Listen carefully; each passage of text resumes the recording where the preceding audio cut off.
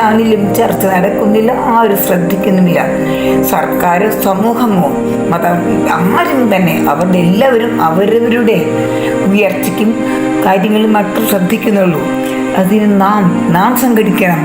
നമ്മുടെ കുഞ്ഞു മക്കൾക്ക് വേണ്ടി നാം പ്രതികരിക്കണം. നാവ് കൊണ്ടല്ല, പ്രവർത്തിക്കണം, സംഘടിക്കണം. മതഭ്രാന്തും രാഷ്ട്രീയഭ്രാന്തും മറന്ന് നമ്മൾ ഒന്നാകണം. സംരക്ഷിക്കാൻ കഴിയുന്ന ഒരു ചരാചരവും ഭൂമിയിലില്ല, പ്രപഞ്ചത്തിലില്ല. പ്രപഞ്ച സ്രഷ്ടാവിന്റെ സൃഷ്ടികളായി നാം ഓരോരുത്തരും ഒരൊറ്റ പരമ്പരകളിൽ നിന്നുണ്ടായവരാണ്.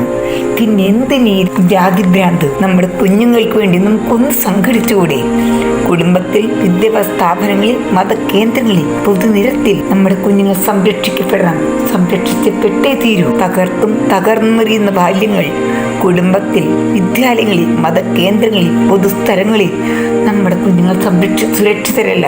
പേപ്പറുകളും വാർത്തകളും മൊബൈലുകളും അവരെ കേൾപ്പിക്കാൻ ഒന്നും കൊള്ളില്ല. നിയമങ്ങളും നിയമ സംഹിതകളും മാറ്റിയെഴുതപ്പെടണം.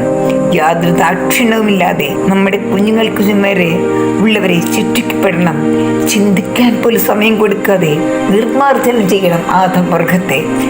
ഒരു മാതാവും, ഒരു പിതാവും, ഒരു അധ്യാപകനും, ഒരു പൊതുജനവും തെറ്റായി കണ്ടുകൊണ്ട് നമ്മുടെ കുഞ്ഞുങ്ങളെ നോക്കാൻ പോലും നമ്മൾ ഇടവരുത്തരുത്. അത്രയും കർശനമായിരിക്കണം നിയമങ്ങളും ജനങ്ങളും. നശിപ്പിക്കപ്പെട്ട സ്വയം നശിച്ച നമ്മുടെ കുഞ്ഞു സമൂഹത്തെ ഉയർത്തിക്കൊണ്ടുവരണം.